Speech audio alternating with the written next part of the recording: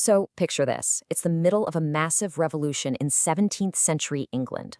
And right in the thick of it, one of the greatest poets ever, John Milton, pens this fiery, unforgettable defense of free speech.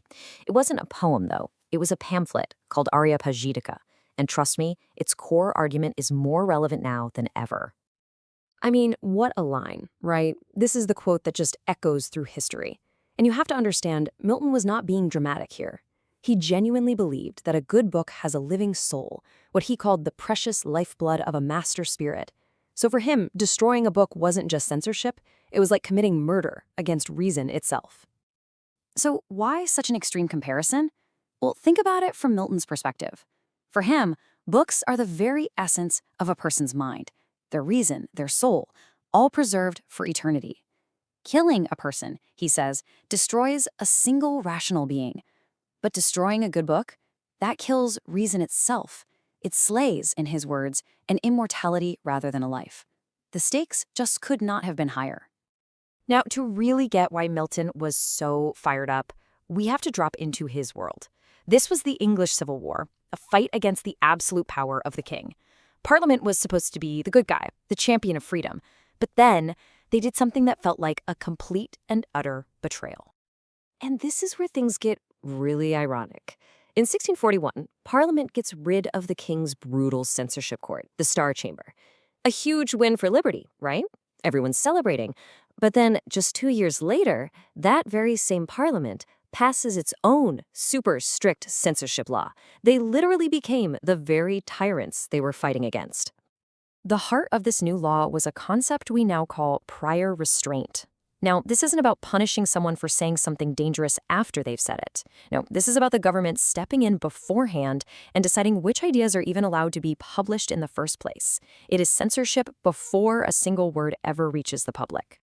And here's how it worked in practice. If you were an author, you had to run this ridiculous gauntlet. First, you had to hand over your manuscript to an official government censor.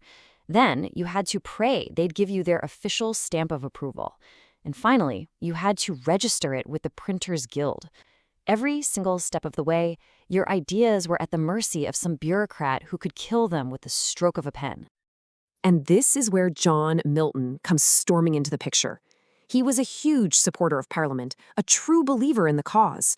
But he saw this new law as a deep, profound betrayal of everything the revolution was supposed to be about. So he decided to fight back with the sharpest weapon he had, his words. So what does he do? He publishes Areopagitica.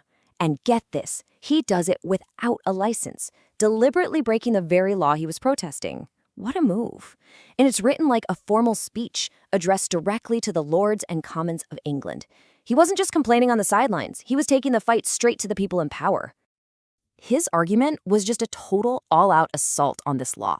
He hits them with 4 main points. First, he says this whole idea of licensing was invented by tyrants, not by free people. Second, he argues that reading everything, good books and bad books, is actually good for us. Third, he points out that the law is totally impractical and will never actually stop the flow of bad books. And finally, and this is the big one, he says it's a massive insult to learning and actively discourages the search for truth. But Milton wasn't just talking politics. No, he goes way deeper. He gets into the fundamental question of how we become good, virtuous people. And for him, you don't get there by being wrapped in bubble wrap and protected from the world. And this line, wow, it's just brilliant. A fugitive and cloistered virtue is one that's locked away, hidden from challenge, untested, and frankly, weak. Milton had zero respect for that. He believed real virtue has to be a warrior, something that marches out into the world to face down its enemies. So he's painting this picture of 2 totally different kinds of goodness. On one hand, you have that cloistered virtue. It's sheltered, fragile, and only knows good because it was told the rules. But on the other hand, you have what he calls a warfaring virtue. This kind of virtue confronts evil head-on, gets stronger from the fight, and knows what's good because it has freely chosen good over evil. You see, for Milton, you can't really know what's right if you don't understand what's wrong. And then he just takes this idea and pushes it to its logical and kind of hilarious conclusion. He basically says, look, if you really want to make people pure by getting rid of temptation, you can't just stop with books. You'd have to license everything, music, dancing, what people wear, even private chats. He shows that trying to control morality from the top down is, in his words, a vain and impossible attempt. This all builds to what is probably Milton's most famous, most powerful contribution to this whole debate, his absolute, rock-solid faith in the power of truth itself. He uses this incredible metaphor. He says to imagine truth as a perfect, whole being who was then murdered and hacked to pieces by liars and deceivers. He argues that our job as thinking human beings is to go out into the world and find all those scattered pieces of truth and try our best to put them back together. Censorship, he says, is telling us to stop looking. And here it is, the absolute peak of his argument. His point is, don't be afraid. Don't try to protect truth by hiding it. Instead, put truth in a wrestling ring with falsehood and just let them grapple. He was completely 100% confident that in a fair fight, a free and open encounter, truth will always win. It's strong, not fragile. So the big question, did this incredibly powerful speech actually work? Did Parliament hear his words, see the like, and immediately get rid of the law? Well, the answer is a little complicated. In the short term, no, he failed. The Licensing Act stayed on the books for years. But, and this is a huge but, his ideas were out there.